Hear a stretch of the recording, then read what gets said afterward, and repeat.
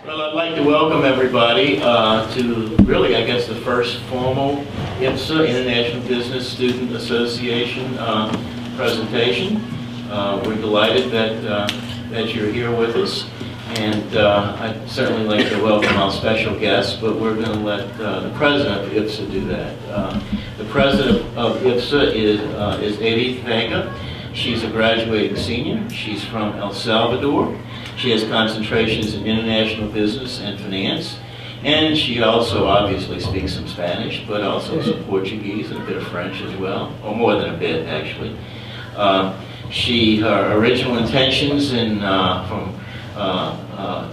to study in school or to go on as a career was to be an investment banker, and then about a year ago she did a semester at Bocconi University in Milan.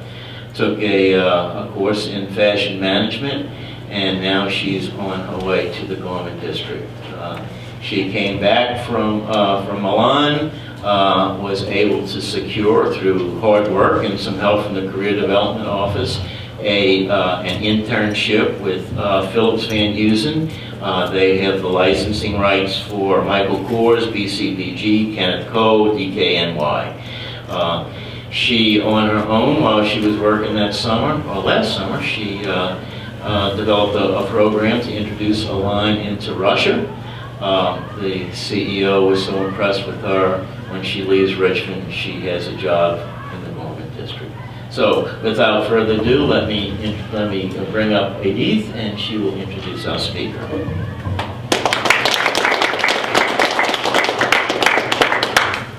Thank you, Dr. Desai. Good evening. My name is Edith Vega, and I'm president of the University of Richmond International Business Student Association.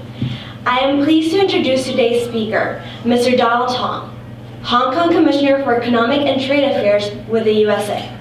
Mr. Tong was born in Hong Kong, where he graduated from the Chinese University of Hong Kong in 1983, and has been working in public service since.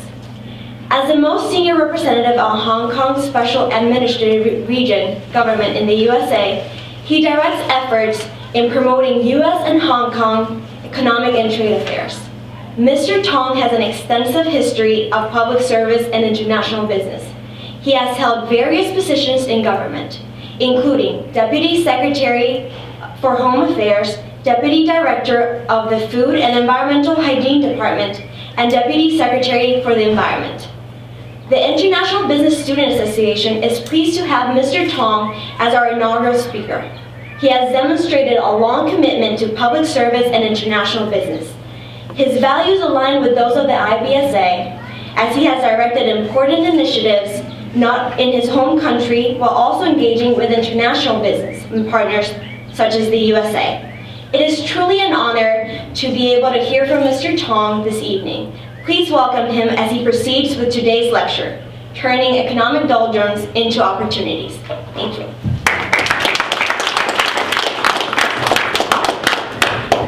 Thanks, Edith, for a very kind introduction.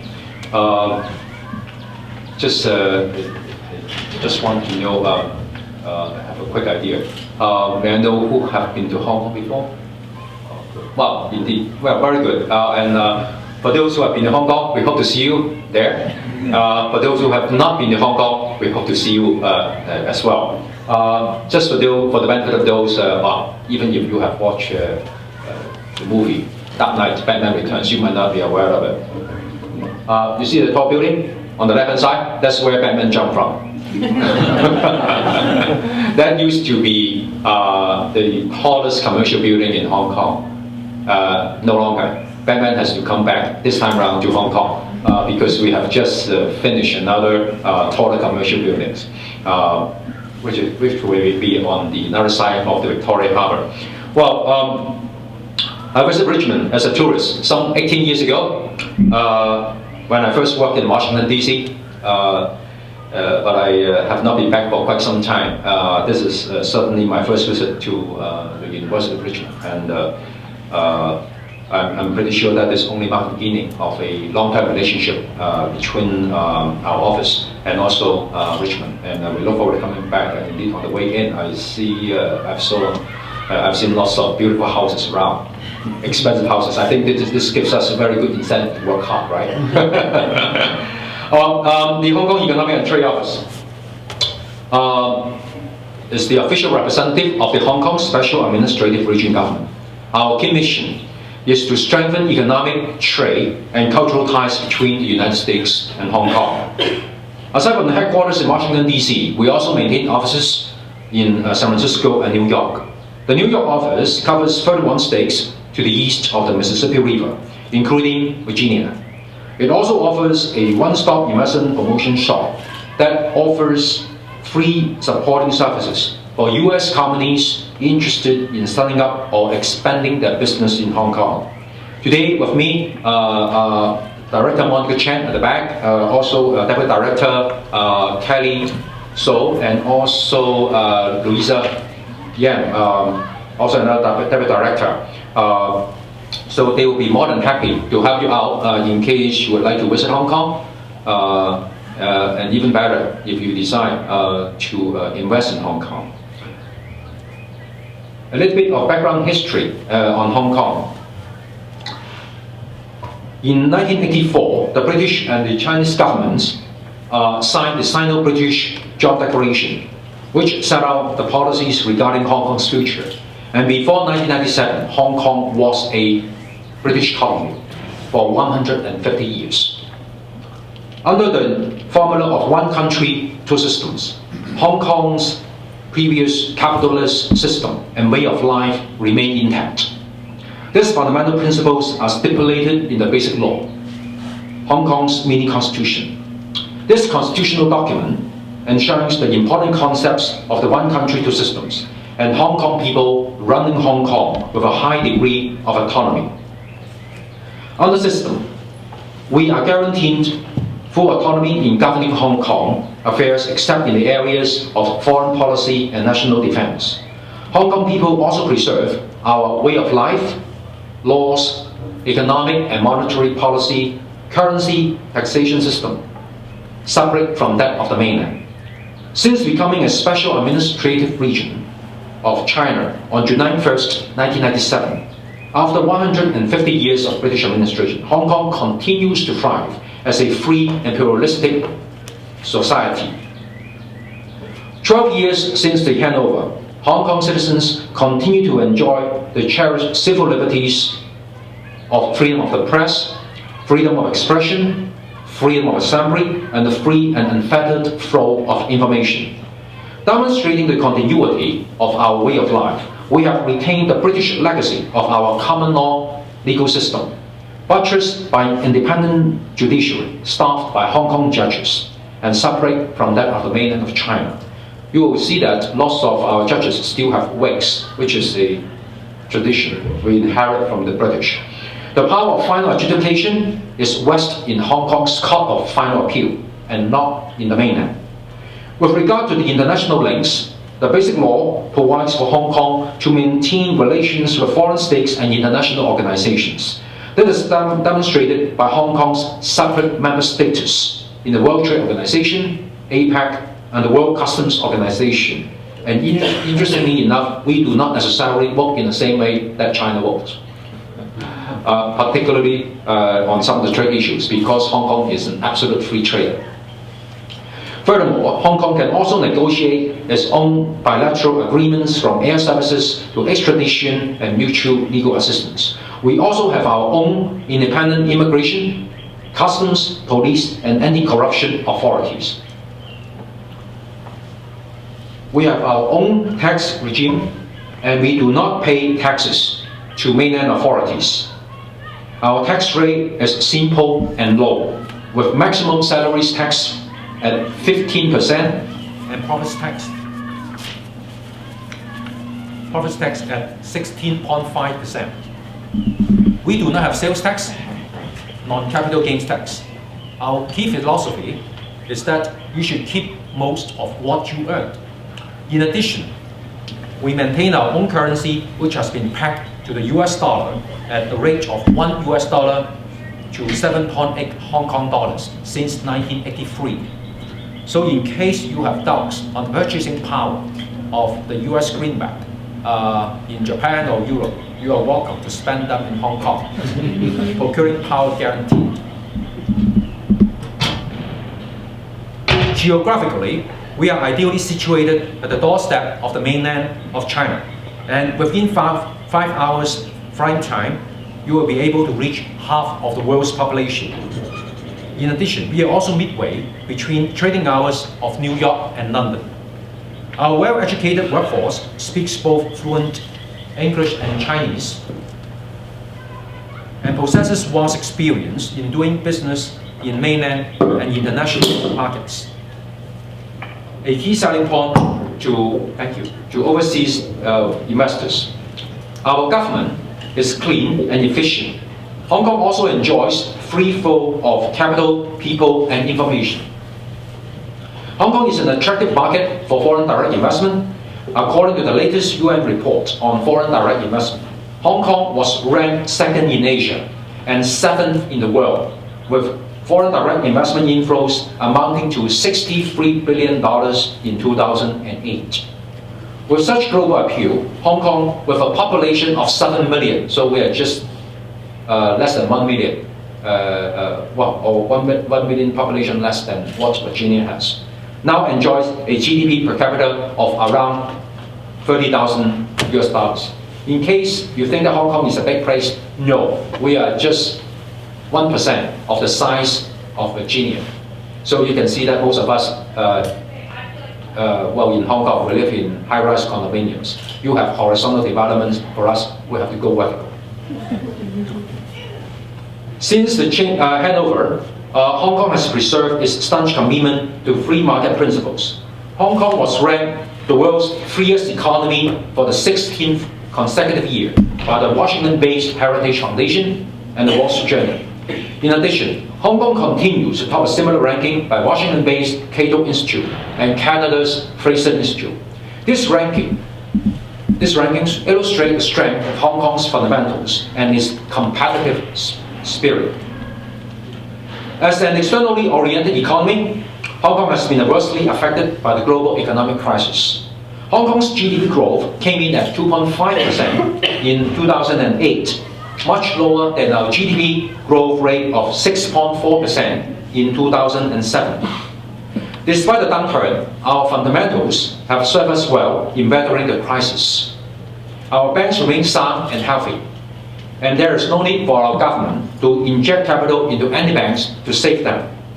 In addressing the economic crisis, our government adopted a strategy of stabilizing the financial system, supporting enterprises, and preserving employment. Our various economic measures amount to over $11 billion, equivalent to a little bit over 5% of our GDP. To address the liquidity crunch problems, another $12.8 billion was deployed to guarantee up to 80% of commercial loans to enterprises. This loan scheme is particularly important for the small and medium-sized enterprises because they account for 98% of businesses in Hong Kong and employ nearly half of the private sector workforce. I'm glad to say that it has been working extremely well. As the global economy stabilized, green shoots emerged as our economy rebounded since the second quarter last year. Our total exports suffered a drop of over 12% year-on-year in 2009, but the situation improved significantly in the last quarter. The rate of contraction of our exports to the US and European markets slowed down, while our exports to Asia picked up quickly in the last few months. Business sentiments have also improved distinctly. Local consumer sentiments and retail sales have revived markedly thanks to the stabilized labor market with unemployment rate dropping gradually to 4.9% and an increasing number of tourists, particularly from mainland China. After 4 straight quarters of negative growth, Hong Kong's GDP expanded by 2.6% in the 4th quarter of 2009. And for the 2009 as a whole, our GDP shrank by 2.7%, but is expected to grow by 4 to 5% in 2010, this year, which is very close to the 5% growth rate as forecast by the International Monetary Fund earlier. Of course, much will continue to hinge on the pace of the global economic recovery. With our manufacturing base having moved across the border to mainland China over the past decades, Hong Kong has transformed itself into a services-oriented economy, with services now accounting for 92% of our GDP. At present, our 4 economic pillars, namely financial services, tourism, trading and logistics, and professional services, altogether contribute around 60% of our GDP. To meet the challenges of an increasingly global economy, Hong Kong must maintain its competitiveness and evolve into a high value-added, knowledge-based economy. We will therefore facilitate the further development of our economic pillars with a view towards innovation and job creation. On financial services, I'm going to say that Hong Kong has just been named again as the 3rd most competitive financial center amongst 75 cities. We are just right behind New York and London. We will continue to develop Hong Kong as a global financial center, asset management center, and offshore renminbi business center. With regard to renminbi, the mainland China's currency, given Hong Kong's cultural ties and economic integration of the mainland, we are well positioned to serve as a testing ground for renminbi business outside the mainland. Facilitating Hong Kong's development as an offshore renminbi business center, mainland authorities launched last year a pilot scheme which allows select companies in the mainland to settle cross-boundary trade with Hong Kong in renminbi. This would also help pave the way for renminbi to become an internationally convertible currency sometime down the road. The mainland government also launched in September last year the issuance of sovereign renminbi bonds in Hong Kong.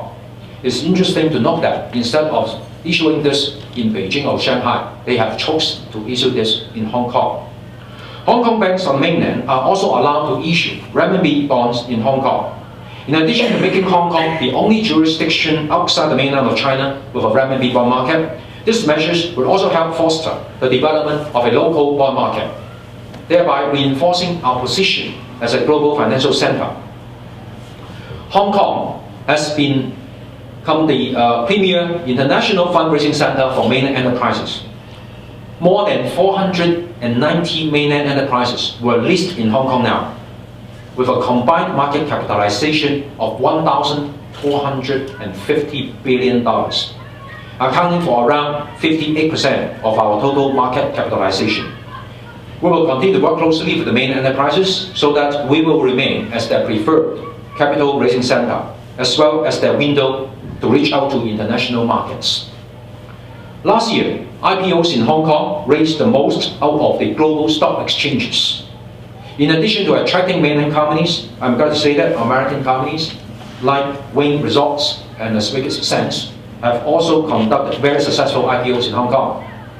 We certainly welcome more mainland and international companies to conduct their IPO exercises in Hong Kong. With regard to tourism, we received nearly 30 million visitors last year, a record high despite the economic crisis. Total arrivals from many markets, including the US, dropped by around 6 to 8%. But fortunately, we were able to offset the loss by strong growth in the mainland market. Mainland now account for 60% of our total market arrivals. So last year, we had like 18 million visitors from the mainland. And they are not only important in terms of number, but also important in terms of their buying power. They are the second biggest spender after Americans. Americans like to spend their money in good restaurants, first-class hotel, five-star hotel, but unfortunately they do not shop too much in Hong Kong. Our mainland friends, they don't care about hotel or restaurants. They like to buy a lot in Hong Kong, and they pay in cash, not in credit card, even better. And they do not bargain. So next time around when you're in Hong Kong, when you start seeing people buying several Rolex watches, several Nauticas at the same time, several pairs of Bali shoes, the chances that they are not Hong Kong Chinese. They must be from the mainland, and we very much welcome that. That's very important for our retail industry, our catering industry, and lately, frankly speaking, they start digressing to some other areas, the real estate market. So that may well be one of the contributing reasons, although not the main reason, driving up the Hong Kong's property market by 27% last year. Yeah, I certainly hope that your property market does not show such a spectacular rate of growth. At times it could be, we need to keep a very close eye on this. Yeah. Aside from the expansion projects at our two flagship theme parks, Disney Hong Kong, yes, we do have a Disneyland in Hong Kong, and also Ocean Park. We are also moving forward with plans for a world-class cruise terminal at the former Kai Tak Airport, so as to capitalize on the budding cruise line business in the region. The first berth will be commissioned in 2013. We will also develop a 100-acre cultural hub, the West Kowloon Cultural District, along our spectacular Victoria Harbour. We plan to develop no less than 15 arts facilities, including concert halls, theatres, contemporary arts museum, and mega performance venue to enrich Hong Kong's arts and cultural content for locals and tourists. It will also be our own West End, but with a Broadway skyline. The first phase is scheduled to open in 2014-2015. So hopefully sometime down the road, we'll have some alumni from the University of Richmond performing in Hong Kong. Logistically, Hong Kong, again, this is a very important area. Hong Kong is situated along the Pearl River Delta, the fastest growing region and manufacturing hub of China. From Hong Kong, as I said earlier on, half of the world's population is just within 5 hours of flight. This is why Hong Kong has built a reputation as a global sourcing and logistic hub. Our container port, the third busiest in the world, handled nearly 21 million TEUs last year. Despite the economic crisis, we maintain our optimistic outlook on the growth in global container traffic and are now undertaking a feasibility study on developing a 10th container terminal. In Hong Kong, our airport, indeed in 2009, our airport handled more than 3.3 million tons of air cargo, making it the busiest international air cargo in the world. In an effort to build up capacity, a new air cargo terminal will be coming on stream in 2013. We are also pursuing expansion plans and now looking into the feasibility of adding a third runway to meet our future needs. To cope with the increasing passenger and cargo flows between Hong Kong and the mainland, we will embark on a number of cross-boundary infrastructure projects. One of the most spectacular projects is the 18-mile-long bridge, which will link up Hong Kong, Zhuhai, and Macau. And for those who have been to Macau, for the time being, you have to take a hydrofoil, 1 hour, to go to Macau, the Las Vegas in the east.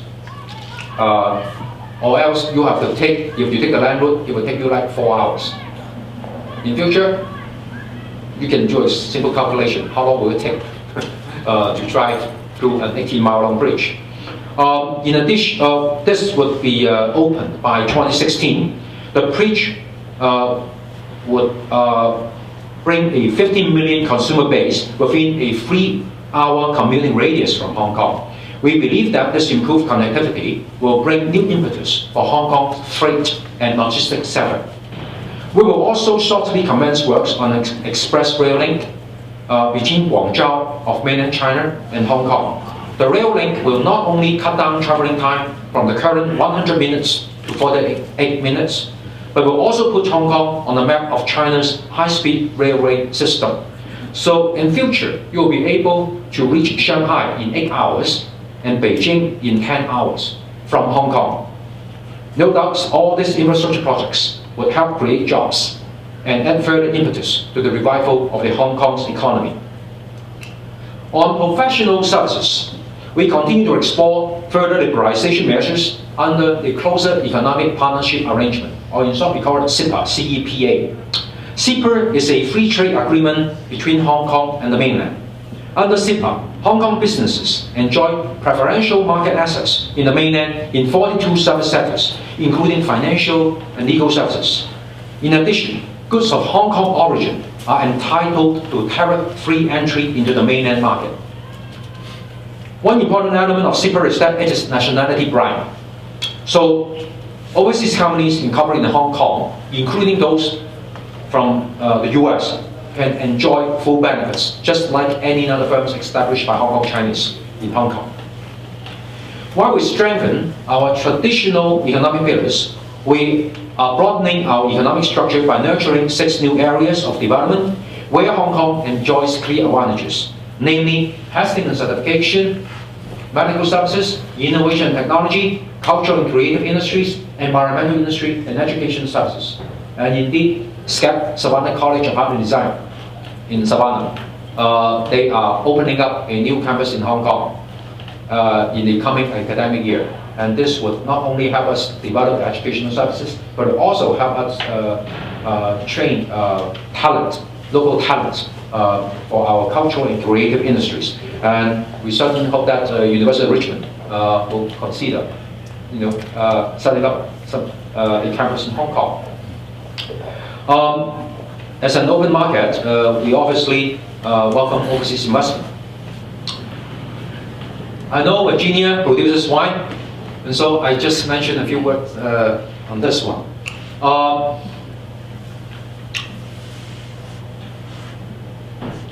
I think this is a very good example to show how we diversify our economic growth. Hong Kong used to have around 40 to 80% duty on wine until the year 2006.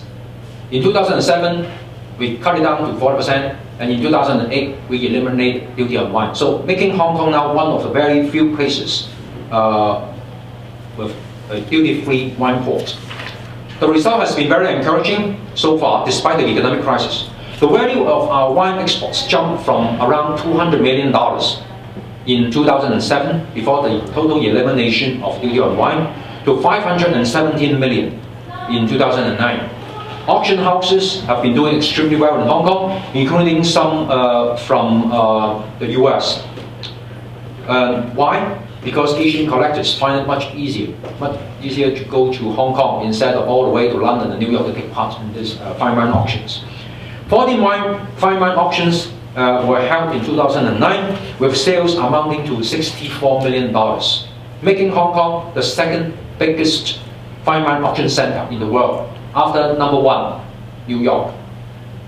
A number of new companies like wine storage facilities, trading companies, retailers have been set up in Hong Kong. And it also creates more business for restaurants and our exhibition industry, as we are now home to 2 major international wine fairs. US wine exports to Hong Kong already doubled to 9 million in 2007, already doubled to 18 million in 2008 from 9 million, and it increased further to 42 million in 2009. We believe that the US wine has not fully realized its potential, and that's the reason why we've been taking the message to some of the major wine producing areas, including definitely Virginia. Hong Kong and the US have long enjoyed close ties. The US is our second largest trading partner. In 2009, we import more than $21 billion worth of goods from the US, making Hong Kong the US 13th largest export destination. Hong Kong export around $3.6 billion worth of goods in return, so you enjoy a huge trade surplus with Hong Kong. Virginia exports to Hong Kong was around $166 million. We are your 21st largest export destination. Key exports were chemical products, processed food, computer and electronic products.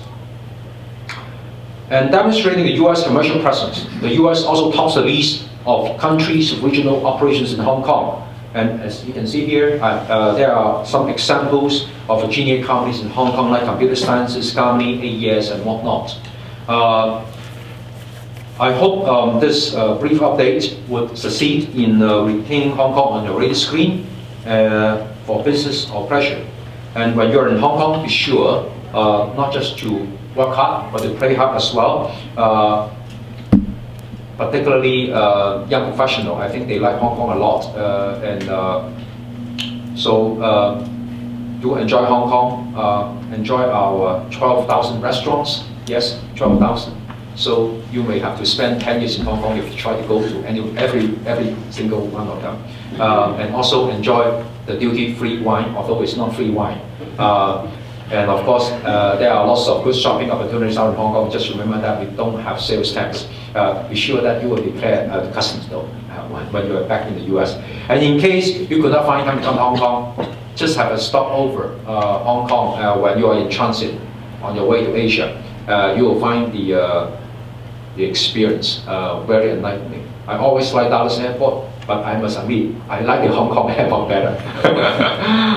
It's a big shopping mall with lots of restaurants and shopping malls and shopping opportunities. And one thing for sure, you will not be robbed because we do check the price. We have made sure that the shops within the air side or the land side within the airport are charging you exactly the same as downtown business district.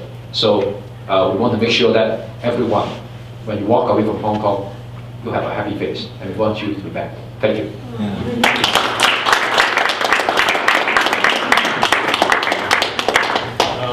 The Commissioner has agreed to answer some questions. Yeah, sure, absolutely. But I would like to make one comment about the restaurants. I remember last time I was in Hong Kong going up the mid-levels. Yes. Oh, And, so within one block, I think it was Malaysian, Yes. Chinese, Indian, Japanese and French, Malaysian. Spanish, Japanese. A wonderful potpourri of restaurants. Questions, please. Yes, please. Considering the restrictions on capital inflows that China, like the mainland China imposes, are you at all concerned about like the potential for overvaluations of financial assets in Hong Kong, particularly those that are denominated in RMB?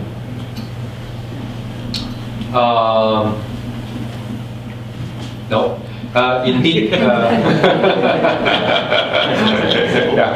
But I think we do have some other problems.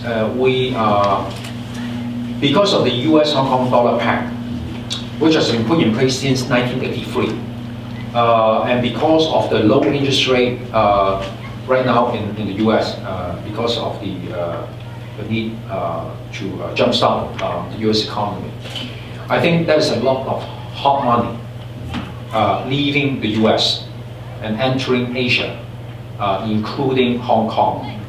And that's the reason why, one of the contributing reasons leading to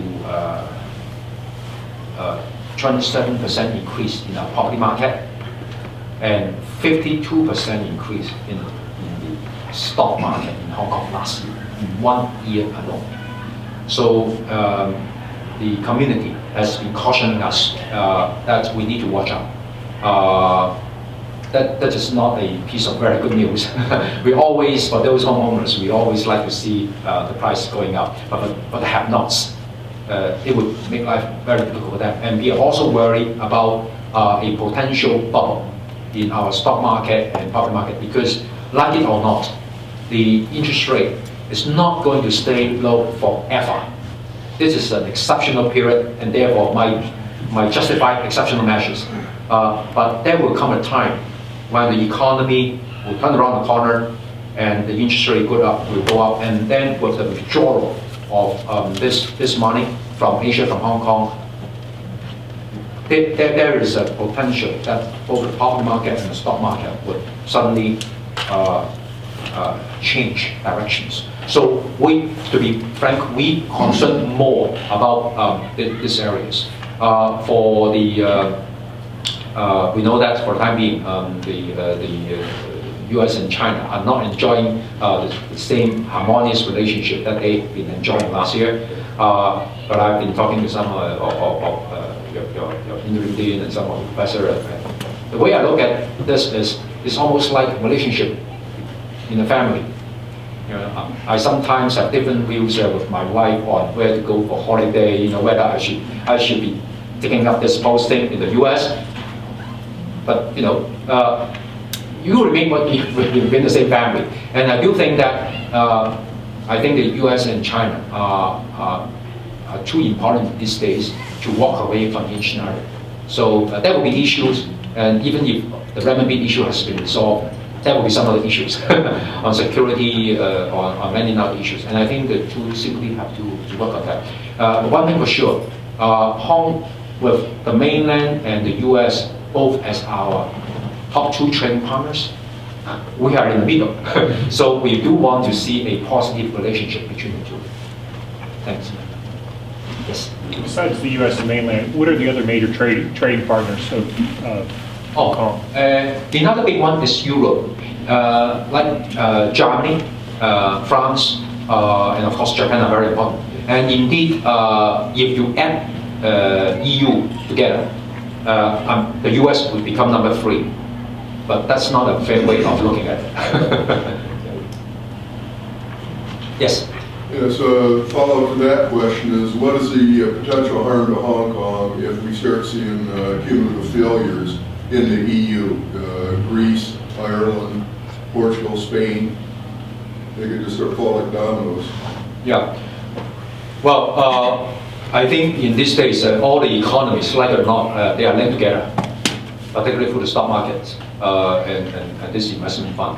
So we've been keeping a very close eye on the developments. It seems that, well, we understand that Greece apparently does not need the help of the IMF for that matter. So it seems that I think the EU economies have agreed to help out. So we hope that the crisis could be addressed soon.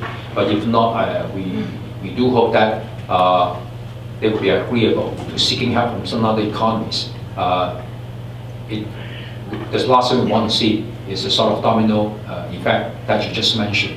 And particularly at the time when some of the economies we begin to see some light at the end of the tunnel in say, the US and whatnot. And I'm not pretty sure that we could afford to see another series of collapse, be it Europe or elsewhere. Fortunately, of course, in these days, the Asian economy, including the mainland, have been doing pretty well. And I think that this year, most of them will have very good growth. But if all other players are not doing well, it's just a matter of time that all of us will be going downhill. So we do hope that the problems will be addressed amicably as quickly as possible. Yes. You mentioned that early on that except for, I think you said foreign affairs and national defense, got great memory. Yes. That Hong Kong is essentially self-governing. Yes. Can you describe, just in general terms, the structure of that self-government within Hong Kong? Yeah. I think the best starting point may be to tell you that I am engaged by the Hong Kong government, not the mainland government. Indeed, all my colleagues here. And in Hong Kong, we have a chief executive equivalent to your governor here. And under him, we have the financial secretary responsible for economic development, the chief secretary responsible for anything under the sun, other than economic development, and also a secretary for justice responsible for, like your attorney general up here. We also have a legislature, 60 seats. We do not have 2 chambers, we have only 1 chamber. And we have half of these legislators returned through geographical constituency, meaning 1 man, 1 vote. And the remaining 30 members returned through functional constituencies, meaning by professions. So, take for example, if you are a lawyer, then you could have 2 votes. One on the basis of your residence, and another vote because you are a lawyer. And similar things would happen to professions like medical doctor, architects, engineers, and whatnot. But not just those professions, but for those who are labor union members, they also got a 2nd vote. But like it or not, the the constituency, the size of the constituents is much smaller. I think it's only around maybe 240,000 constituencies, voters in the functional constituencies, compared with over 3 million voters in the geographical constituency. This is an area whereby I think a certain sector of the Hong Kong community has different views. And the government, our government has then conduct public consultation, and the central government, having taken into account the views of the Hong Kong community, has now enacted a timetable leading to universal suffrage. So come the year 2017, our chief executive might be returned by direct election, one man, one vote. And then come the year 2020, the legislators may be returned by universal suffrage as well. We are now going through another consultation exercise because the upcoming election is 2012. And we do not believe that you build Rome overnight. So we cannot migrate from the current system and overnight in 2017 and 2020 sort of universal suffrage system. So we need the transitional arrangements. You know, how to allow a greater degree of democratization in our electoral arrangements for the chief executive and also for the legislative elections in 2012. This is something that we are consulting with Hong Kong public. And we hope to come up with something that is agreeable to all. One quick follow-up. I think you said there are 3 million voters. Yeah. And the population is 7 million. So what roughly are the qualifications for voting right now? Provided you are above 18 years old. Okay. Yeah, and it's a Hong Kong resident, then you can do it. Yeah, that's it. Yeah, it's as simple as that. Okay. So very straightforward. But you do have to register. Yeah, but like it or not, some people simply do not register. Yeah, we have that problem too. I think it's a universal issue. Yeah. Thank you. Thanks. Yes. You mentioned that they're testing offering renminbi bonds in Hong Kong. Yeah. Do you know if they're going to offer those to retail investors, or is it just more towards large banks and that's it? You're referring to sovereign bonds, right? Right, sovereign bonds. It's actually for retail and institutional investors. Yeah, and it's I think it's heavily oversubscribed. Yeah, I'm not surprised. Particularly if people are banking on the fact that renminbi may appreciate again at some stage. So I think that the Ministry of Finance in China has made clear that the issue last time around was not the only one. So hopefully, some down the road, they would again issue more sovereign bonds in Hong Kong. Yeah. Yes. It appears to me that Hong Kong is a very land-restricted. Yes.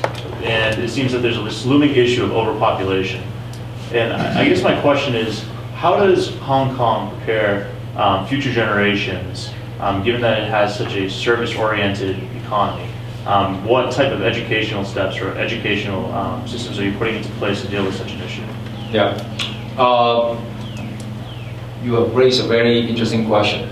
Indeed, if people ask Hong Kong what sort of asset do we have, because we don't have any natural resource. Indeed, Hong Kong was named by some as the barren rock. We have only one asset, people. And in order to enable people to become productive, you have to put in a lot in terms of education. Like all major economies, we have been going through educational reform. Indeed, we have now come up with a system, we call it, so we would allow 12 years of education, basic education, free of charge. So provided by the government. Of course, there are private schools, just like what you have up here. But if you just want to be admitted to a public school, you do not have to pay anything. Of course, nowadays we also have 12 degree awarding institutions. If you look at the government expenditure, education is the single biggest ticket item. It amounts to around 25% of our budget. So that's a lot of money. So we are investing like a quarter of our money into this education area. And I think it has been working very well. But we are not complacent, and that's the reason why we want to see more overseas institutions establishing a foothold in Hong Kong, offering Hong Kong people a greater variety of choices, including in the arts and cultural field. Yeah. And indeed, it's so good that we now have been succeeding in attracting around 8% of non-locals into Hong Kong to study. Many of them coming from mainland China. Yeah. And we do expect that there's private colleges to be set up in Hong Kong. I would tend to think that quite a number of the school places might go to the mainlanders who could afford to pay, which is a very good stepping stone before they go to study abroad.